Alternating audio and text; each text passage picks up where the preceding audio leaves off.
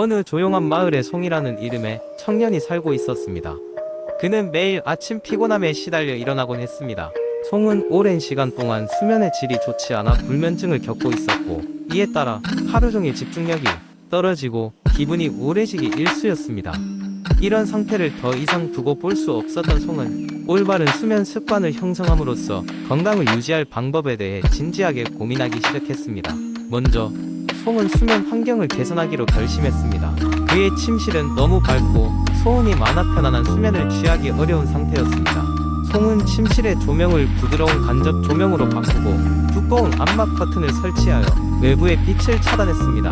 또한 미세한 소음을 줄이기 위해 백색 소음기를 구매하여 사용하기 시작했습니다. 이러한 변화는 송의 수면의 질을 크게 향상시키는 데 기여했습니다. 다음으로 송은 규칙적인 수면 일정을 세우기로 했습니다.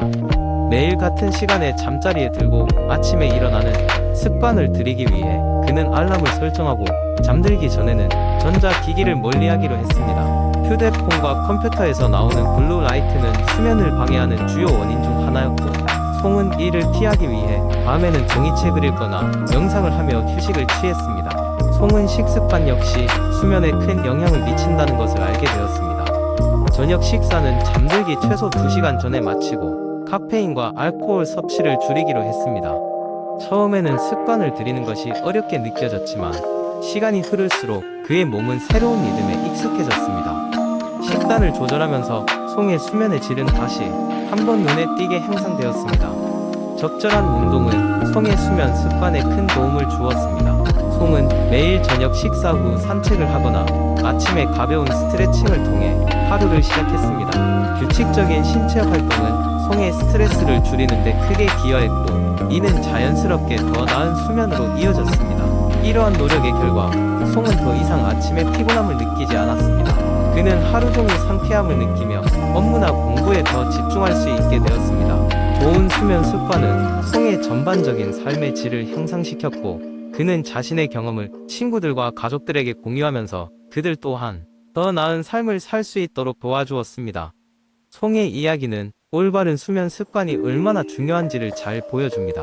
현대 사회에서 많은 사람들은 빠른 생활 리듬과 과도한 스트레스로 인해 수면의 중요성을 간과하기 쉽습니다. 그러나 송의 경험에서 알 수 있듯이 간단한 변화들만으로도 잠자는 동안 건강을 유지할 수 있는 방법을 찾을 수 있습니다. 잠은 우리의 신체가 회복하고 활력을 얻는데 필수적인 요소로, 올바른 수면 습관은 그 어느 것보다 중요하다는 것을 기억해야 하겠습니다. 두 번째 이야기. 옛날 한 마을에 잠을 잘 못 자는 사람들이 모여 살고 있었다. 이 마을의 사람들은 눈을 감기만 하면 걱정과 스트레스가 머릿속을 휘저으며 자주 뒤척이곤 했다. 그러던 어느 날 마을 사람들은 전설의 수면 전문가인 이사벨라를 초대하기로 했다. 그녀는 수면에 관한 신비로운 지식을 가지고 있어만은 곳에서 사람들의 잠을 도와주었기 때문이다. 이사벨라가 마을에 도착하자 마을 주민들은 그녀를 환대하며 잠에 대한 고민을 털어놓았다. 이사벨라는 미소를 지으며 모두를 큰 강당으로 초대했다. 강당에 모인 사람들의 얼굴에는 기대가 가득 차 있었다. 이사벨라는 천천히 말을 꺼냈다. 건강한 수면은 단순히 잠드는 것이 아니라 삶의 질을 높이는 중요한 요소입니다.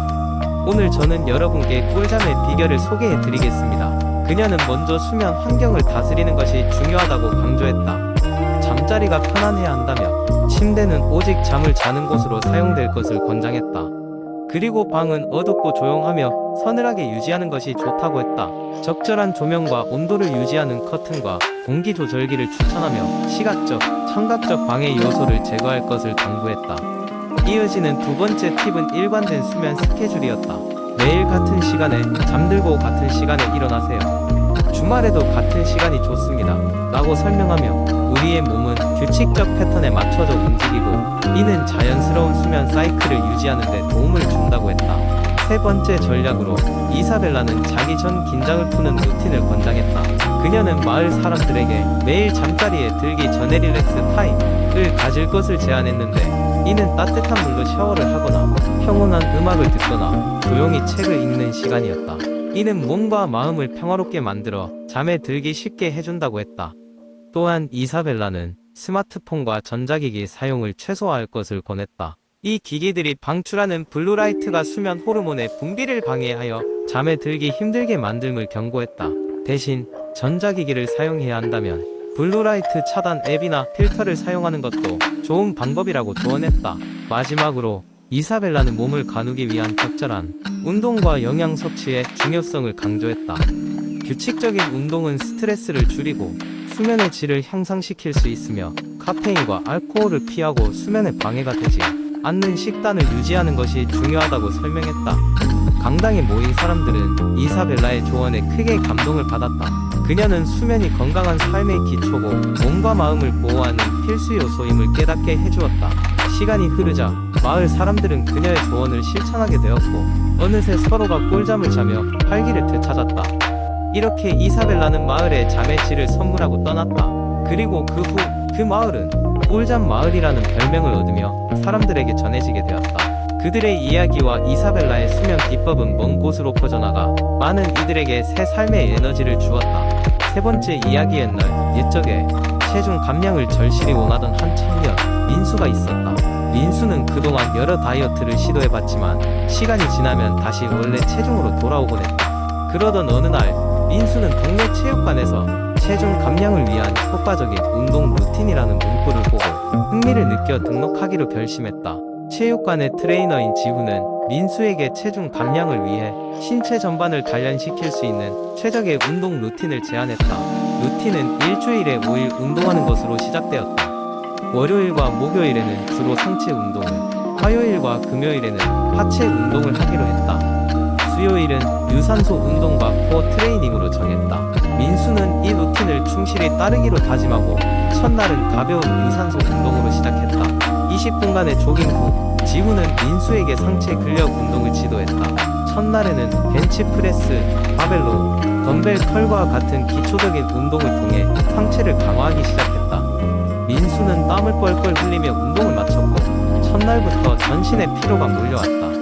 그럼에도 불구하고 그는 스스로에게 약속한 목표를 위해 지칠 줄 몰랐다. 지훈도 민수에게 지속적인 동기부여와 격려를 아끼지 않았다. 화요일이 되자 민수는 하체 운동을 시작했다. 시작은 스쿼트였다. 민수는 아직 무거운 무게를 다룰 수 있는 준비가 되어 있지 않았기 때문에 트레이너의 지침에 따라 자신의 체중만을 이용한 스쿼트로 시작했다. 이어서 런지와 레그 프레스를 통해 하체 근육을 한층 더 강화했다. 민수는 하체 운동이 생각보다 더 어렵다는 것을 깨달으면서도 하루하루 자신이 강해지고 있다는 것을 느끼기 시작했다. 수요일에는 유산소 운동과 함께 플랭크와 같은 코어 운동이 진행되었다. 지속적인 유산소 운동은 체중 감량에 필수적이다. 라는 지훈의 조언을 바탕으로 민수는 트레드밀 위에서 시작해 사이클링 머신을 이용한 30분의 유산소 시간을 보냈다. 코어 운동을 진행하면서 민수는 다소 엉성했던 자세를 바로잡기 위해 몸을 집중하여 강하게 유지하는 법을 배웠다. 목요일과 금요일에도 화요일에 했던 상체와 하체 운동을 반복하면서 자신만의 페이스를 찾아갔다. 특히 금요일은 민수에게 있어 몸 전체를 깨우는 날이었다. 힘이 들면서도 상쾌한 운동 후의 기분은 이제 운동이 끝난 후 민수가 가장 기대하는 순간이 되었다. 마침내 한 달이 흘렀다. 민수는 체중계의 숫자가 꾸준히 감소하고 있음을 보았고 그 과정에서 체력과 근력이 모두 향상된 것을 느꼈다. 그제서야 민수는 깨달았다. 운동은 단순히 체중을 감량하는 방법이 아니라 건강한 삶을 유지하는 방법임을. 이렇게 체중 감량을 위한 효과적인 운동 루틴은 단순히 민수에게 숫자 이상의 변화를 가져다 주었다. 민수의 새로운 목표는 그저 숫자에 연연하지 않고 계속해서 건강한 라이프 스타일을 추구하여 활력 있는 삶을 사는 것이었다. 네 번째 이야기. 어느 작은 마을에 평범한 남자 지훈이 살고 있었습니다. 지훈은 건강에 대해 그다지 신경 쓰지 않는 사람이었습니다. 매일 아침 커피 한 잔으로 하루를 시작했고 식사도 불규칙하게 하는 등 건강한 생활과는 거리가 먼 생활을 하고 있었습니다. 그러던 어느 날 지훈은 친구 윤호와 술집에서 만나게 되었습니다. 대화 도중 윤호는 매일 물 2리터를 마시는 것의 중요성에 대해 이야기하기 시작했습니다. 윤호는 이전에 피곤하고 건조한 피부 때문에 고생했지만 물을 많이 마신 후로 피부도 좋아지고 하루하루가 더 활기차졌다고 했습니다. 지훈은 처음에는 별다른 관심이 없었지만 윤호의 변화를 직접 보고 나니 물이라는 것이 단순히 갈증을 해소하는 데 그치지 않고 온몸의 기능에 영향을 미칠 수 있다는 사실이 흥미롭게 느껴졌습니다. 그날 이후 지훈은 매일 물 2리터를 마시기로 결심했습니다. 처음에는 하루에 2리터라는 양이 많게 느껴졌지만 물병에 나누어 매 시간 조금씩 마시다 보니 의외로 수월했습니다. 그렇게 며칠이 지나자 지훈은 몸에서 먼저 변화를 느끼기 시작했습니다. 먼저 피부가 달라졌습니다. 이전에는 말랐던 피부가 점점 촉촉해졌고 트러블도 줄어들었습니다. 또 매일 아침 깨어나기 어려웠던 지훈이 더 상쾌하게 기상을 하게 되었습니다. 하루 종일 피곤을 느끼던 것이 사라지고 집중력 또한 크게 향상되었습니다. 지훈은 이 변화를 친구들에게도 공유하기 시작했습니다. 친구들은 처음엔 반신반의했지만 지훈의 변화를 보고는 하나둘씩 물을 더 많이 마시기 시작했습니다. 그리고 그들도 하나같이 긍정적인 변화를 경험하게 되었습니다.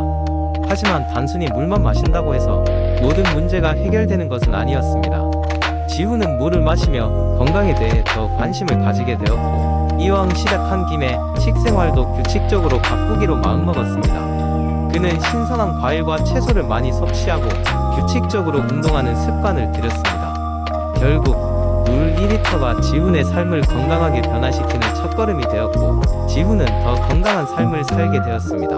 지훈은 주변 사람들에게도 물을 많이 마시는 것의 중요성을 전파하며 작은 마을의 건강사절단으로 활약하게 되었습니다. 그렇게 물 2리터로 시작된 변화는 지훈의 삶의 질을 한층 높여주었습니다.